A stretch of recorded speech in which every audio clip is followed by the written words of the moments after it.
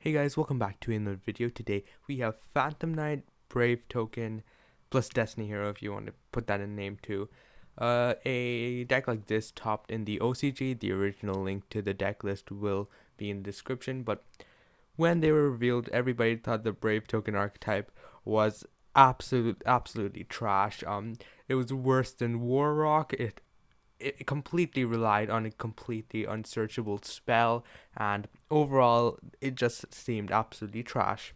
Until this card got revealed, Aquamancer of the Sanctuary. On the surface, it just looks like another average card.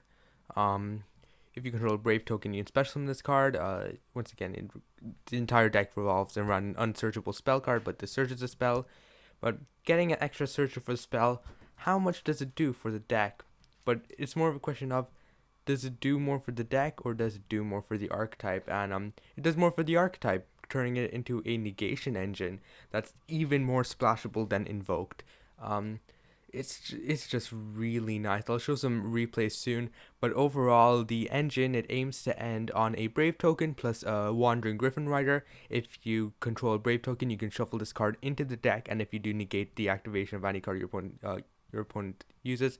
This is very big for the deck because the Phantom Knights, they do not have any good way to get a spell or trap negate without Dragoon. But now if we swap to the far more it's far more playable and more splashable engine in Fusion Destiny, you can just rely on Griffin Rider in order to get your Omni negates up. Another big thing is Cherubini. It can send any level 3 monster from deck to your graveyard. What can it send? It can send Aquamancer, and when Aquamancer's in the graveyard or hand, you can use its effect to search Rite of Armesia or whatever. I'm not really too good with the names, but you get the point. It just gets up your entire negation engine going. Not to mention, this play lets you get your entire combo Nibiru proof, even sometimes Droll proof. Well, it's not really Droll proof. Sorry, but it more so can make it Ash proof or Veiler proof, Imperm proof, if you're able to just link into Cherubini without activating effects. The only downside of this engine is that it requires your normal summon to not use its effect, and that's kind of what makes it more splashable than invoked. You don't need your normal summon to use its effect. The only downside of using this engine is Torn Scale does not use its effect on normal summon, but that doesn't matter too much because you can just summon another extender, go into Cherubini, and just blast off from there. It's just really good. It's more splashable than invoked. It can be used in decks like Prankets. Prankets stopped using the Brave Token engine. It can, in theory, be used in stuff like Sky Striker and Salamangreat too. If Salamangreat just uses Flame Buffalo as its main starter, it just does so much as a negation engine. And I'll admit, I was one of those people who said this deck is absolute trash. This archetype is trash. It can never be redeemed. It's War Rock levels bad. I was one of those people, but my opinion has changed on it. It's become my new obsession. It's just really good, and I'll go over it card by card. Triple Torn Scale, you cannot use its effect on normal summon if you're planning to go for some Brave Token plays, but Brave Token plays are not mandatory, so feel free to not use its effect even if you want to. As long as you can find the optimal line, you're pretty much set. Silent Boots, best extender. You want a good amount of extenders in order to go into Cherubini. You want Cherubini access without using your Torn Scale in order to get access to your Aquamancer engine, or just in general, even if you hard draw Aquamancer, you want access to Cherubini without your normal summon. So Silent Boots, Psychic Tracker, Wielder, Junk Forward, Rhoda, Emergency Teleport, Foolish Burial, all of these cards are just really good at doing that job of getting a body on the field. Ancient Cloak, good 2-off. You don't necessarily want to draw it too much since it doesn't do anything proactively, but it's really good in terms of getting a free search. It's really good as Foolish Burial target. You're always dumping this off your Torn Scale. Very good target. Stain Greaves, I would cut this, but there are just too many instances where you need this because of the fact you can't use Torn Scale's effect. It can come up a ton as an extender. Plus, we cut on. It's no longer PK Fire. It's no longer using the BA engine, but Stain Greaves is just really good as an extender outside of that engine and really helps in terms of that. Ragged Gloves, it's a wild card. You're not using it too many times, but getting it in your graveyard in rotation is pretty nice. Just 10 card Phantom Knight Monster Engine. Wandering Griffin Rider and Aquamancer of the Sanctuary. These are your monsters for the Brave Token engine. Aquamancer is your main starter. You can banish this card from your hand or graveyard. Search a Rite of Armesia. It's the unsearchable spell that your entire deck revolves around. Well, it's not your entire deck; it's more of the entire engine. But I'll go over this card. If you control no Brave Token monsters, you can summon one Brave Token, and if you do not control Journey of Destiny, you can place a Journey of Destiny in your spell or trap zone. This is a continuous spell.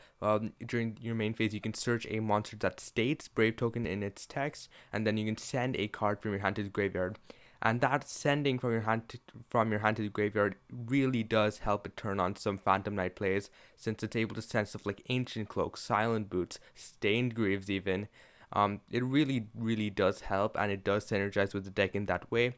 And if a monster is normal special summon, you can take an equip spell that states Brave Token and search it. I can search this card, Dracoback, the Dragon Steed. And it is a spell speed 1 bound, so it's really good in terms of breaking boards on turn 3. And it also is recursive, so you can discard this for something like Torn Scale and use its effect to retain the advantage you would lose from discarding it. So really neat engine. It can very easily go like +2, +3, and really good in terms of being able to grind. Not to mention, Journey of Destiny is a continuous spell, so when you use Wandering Griffin Rider to shuffle it back into the deck and negate a card, Journey of Destiny can just search it on your next turn, and then you can summon Wandering Griffin Rider again, and kind of put your opponent under lockdown where they're not able to use effects without triggering Wandering Griffin Rider. But that's enough spotlight on the Brave Token engine. Next up, we've got Dasher and Celestial. For our Fusion Destiny targets, since a lot of your hand can be taken up because of your combos, it's very easy to activate Celestial. It's not something like Sky Striker where you have lots of cards in your hand. It's very easy to use Celestial. You have a good amount of monsters to use Dasher, although you're not always using Dasher, since your entire hand is in your graveyard, so you don't always need the ability to summon a card from your hand, because why not?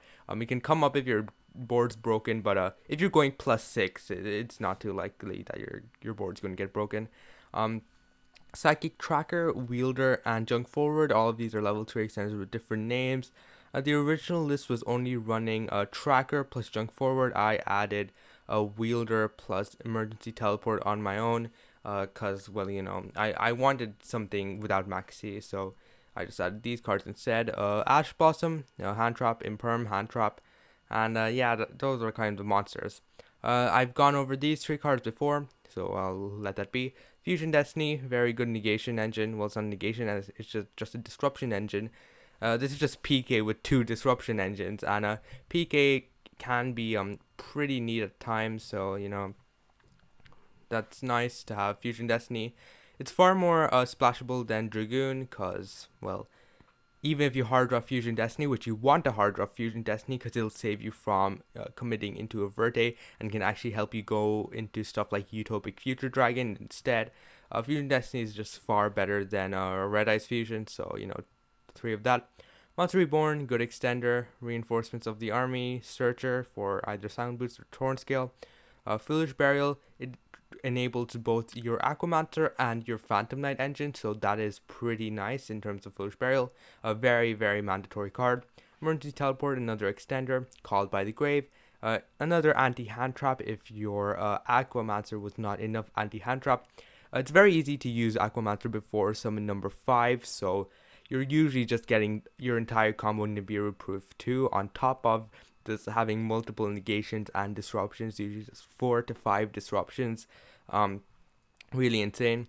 Imperm, Hand Trap, and then finally Phantom Knight Wing and Phantom Knight Fogblade.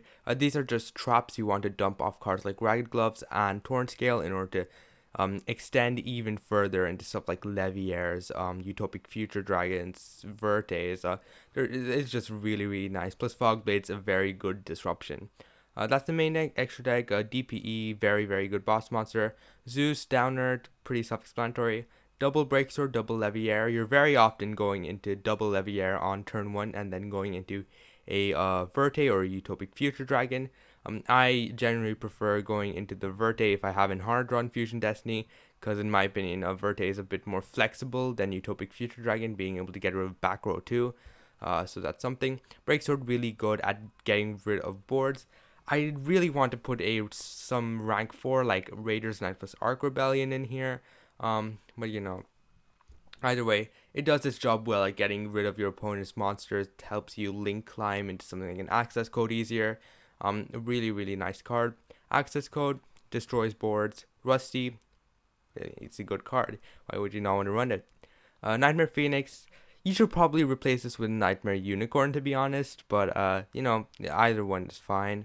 Cherubini is the heart and soul of the deck. You want to make Cherubini as often as possible. It's the reason why we have so many level 3 extenders. It gets access to Aquamancer, it gets access to your entire Phantom Knight engine, and it just does so much for the deck. Verte, it's good. It sends Fusion Destiny. If you hard run Fusion Destiny, then there's no need to go into a Verte. You can usually go into something else, but you know, really neat card. And finally, a Link Spider.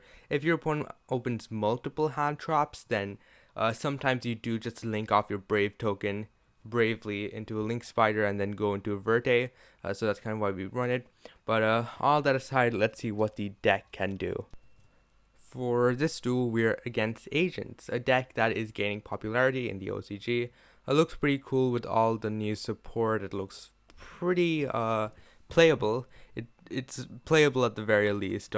Might not even reach Rogue, but you know, it's fun enough.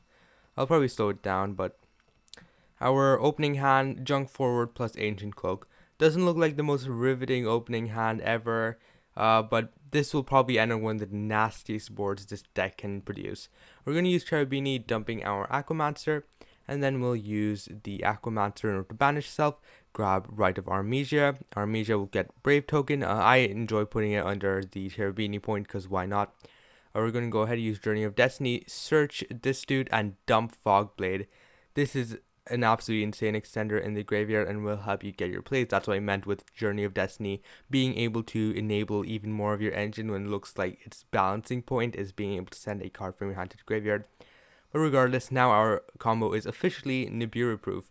Your opponent cannot use a Nibiru from this point on. There was no point if your opponent wanted to Ash something, then they'd have to Ash Aquamancer, and that's just really good in terms of hand trap bait. If your opponent wanted Veiler or Imperm something, Veiler or Imperming Cherubini does nothing. So this disables Nibiru, Veiler, Imperm, baits out Ash. It's effectively called by the grave in that sense. It's just really good when it comes to resilience. Then this card's effect will trigger searching a Draco pack. A Draco pack can act as extra, you know, fodder. If it's sent to graveyard, you can recur the advantage. We use Monster Reborn, and the Monster Reborn was kind of lucky. Now it's Ancient Cloak plus 2 extenders. It doesn't look like much, but it's absolutely insane. We go into Bardiche. Bardiche will send a Torn Scale, set a Fogblade. Ancient Cloak will banish itself, search your boots, triggering Torn Scale, summoning itself, summon boots, overlay. Well, before overlaying, we'll use this dude's effect, dumping Ragged Gloves. This isn't necessary. I just did it because why not, since I want Ragged Gloves in rotation. We'll use Draco Bag, equipping itself to Brave token, go into Leviair. Leviair detach, summon Ancient Cloak. Ancient Cloak will use this effect, misclick.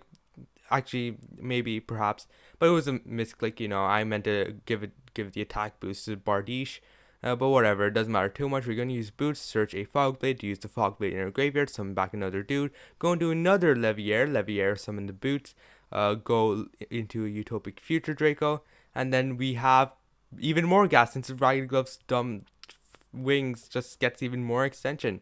Wings, summon back the Ancient Cloak, link into Verte, and that's done. Count the advantage. We've gone +6. We have a Utopic Future Draco, Monster Negate. We have a Wandering Griffin Rider, Omni Negate. We have a Fogblade Negate. Fogblade Negate, destroy Phoenix Enforcer, free pop. We've got Ash Blossom in our hand. Another Negate on top of all of that. Yeah, you're not doing much, are you? They use their Rota, I don't negate it because, it's Rhoda. Why would I negate Rhoda? They have a card, they negate it, but it's just far too much to keep up with. I just used this on Master Hyperion because why not? And regardless, I accidentally used Dasher. I didn't mean to use Dasher. I'm not too used to playing Edo Pro because I usually just play DB. But regardless, their set isn't going to do much. What does it do? Get Sanctuary in the Sky from your deck. Journey of Destiny, as I said, oh no, not Journey of Destiny, Draco back will bounce back their set, meaning it disables it. I don't know why I've linked into Phoenix, I'm not sure, but regardless, we have game, well over game, really, really, really insane deck. Back after playing some duels with the deck, and what are my thoughts? It's pretty competent. If you're able to get your combo going, it is an auto win. It's just very, very difficult to keep up with. The only downside I'd say is Aquamancer, unless you get access to Aquamancer or you're not forced to use Torrent Scale.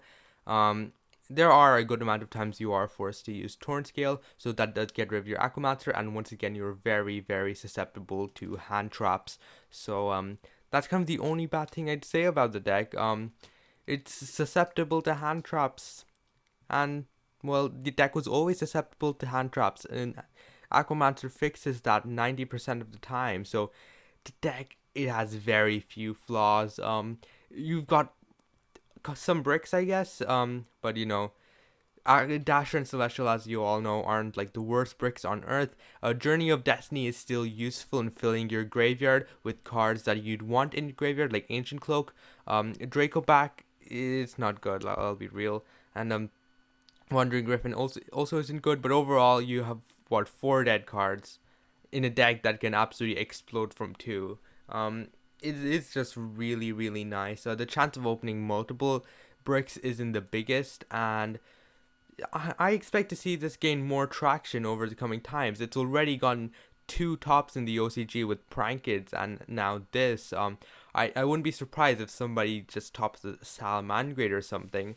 I just really, really like it right now. I'm going to see how many decks can functionally use the Brave Token engine. But until then, very, very cool video. Goodbye. See ya.